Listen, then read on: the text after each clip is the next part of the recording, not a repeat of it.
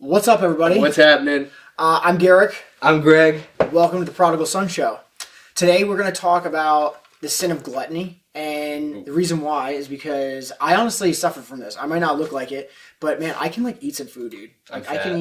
I can snack so hard, and usually I'm good in the morning, but then 7, 8, 9 o'clock rolls around. I've had dinner, I'm good, and then I just start just hitting it hard, and the one thing that I really wanted to say is there's very again, baby stepping in my faith journey at least, but I wanted to just talk about the gift of food and the fact that God, I forget what the story is. It's in Exodus, but God gives people bread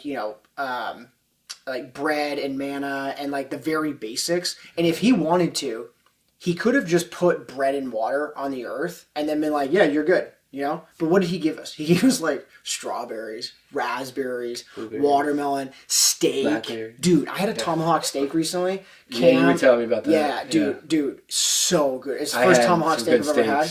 Recently too. Dude, a good steak is whew. And the fact that he put all this food on the earth so that we could not only nourish our bodies, but then do it in this super delicious way is such a gift. And then to take that gift and bastardize it by shoving your face until you're just so stuffed, you're oh, dude, I just need to take a nap. It's just kind of you don't have to know a whole lot about religion to know that that's not the point of food. It's to nourish your body. It's to bring you joy. He obviously wanted us to enjoy food or he wouldn't have made it so delicious.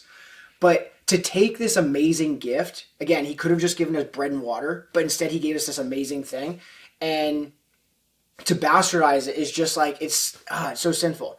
And one of the things Thomas Aquinas talks about is that it's a sin. This is more of the religious point of view, is it's a sin against temperance, which is a cardinal virtue because it lets the body's pleasure trump the soul's good.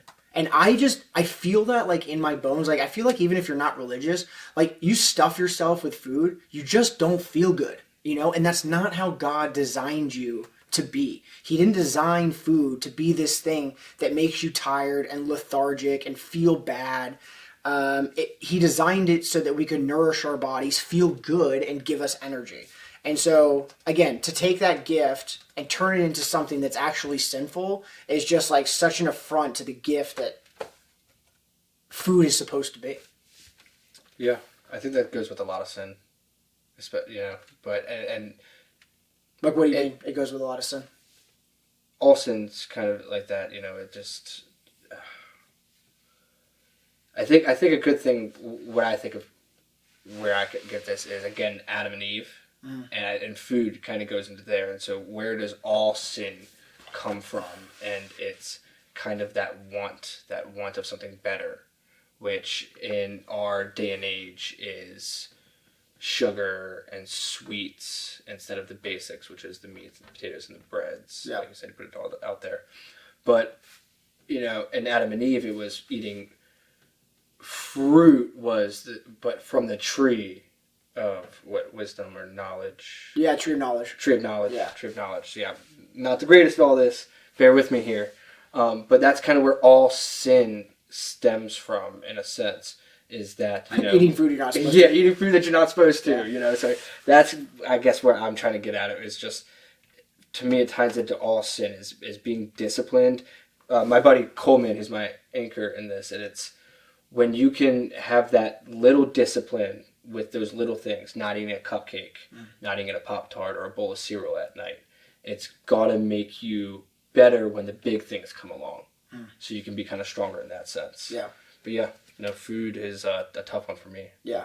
One of the things, too, last point, is that Thomas Aquinas, I think it was Thomas Aquinas, I wish I had written it down, but I didn't, but I was just researching this today, and gluttony is one of the things that leads to other sins, one of them being sloth.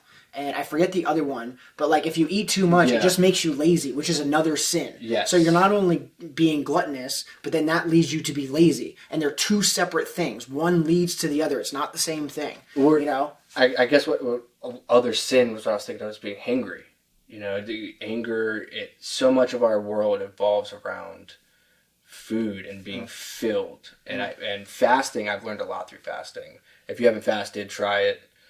I didn't really know what fasting was, Yeah. and so I kind of started with just drinking water in the morning and not eating till like 12 o'clock. Yeah. But going without definitely makes you realize all of the other sins and all the other things that are in your life to focus on more. So food is a big thing for you and I, working out, being healthy, because it allows us to focus on getting rid of the other evils, the other, glutton. It starts with gluttony, but sloth. Yeah. That's something I struggle with. Yeah, Just like being lazy. laziness. You don't want to work. You don't want to work out. Yeah. That makes you self-conscious about yourself, so you Yeah. start beating yourself down. Yeah. That brings your anger along. You're short-tempered. Yeah. You're not waking up. You're not getting sleep. You're Yeah. sleeping in. Yeah. All of it. So you and I have always said, working out, eating right, being disciplined is very similar to the way we go about faith. Mm-hmm. Is that you have to have a structure. You have to keep practicing those disciplines, reining those little disciplines in, like Coleman said. But yeah. Right on. Cool. Until next time, no matter what you've done, God will forgive you. Yeah, God loves you guys. You still have to come up with the tagline. Yeah. See ya.